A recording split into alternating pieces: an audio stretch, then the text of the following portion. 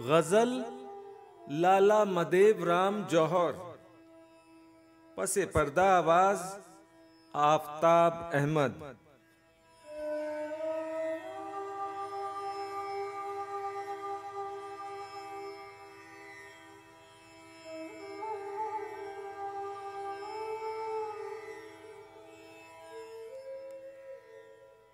नौबत गिरिया बेताबियो जारी आई, बड़े हंगामे से कल याद तुम्हारी आई।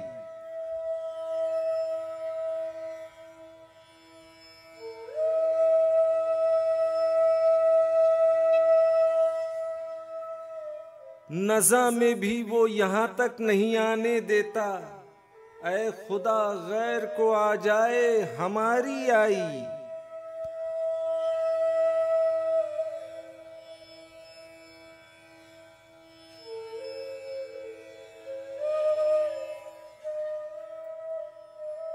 उनको तजबी मसीहा से जो दी वो बोले, आज मालूम हुआ मौत तुम्हारी आई।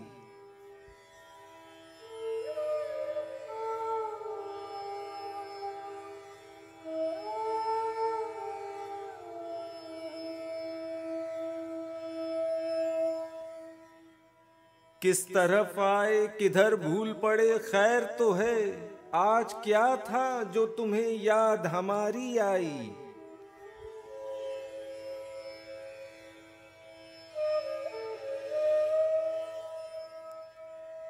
नालाए बुलबुले शैदा तो सुना हंस हंस कर, अब जिगर थाम के बैठो मेरी बारी आई।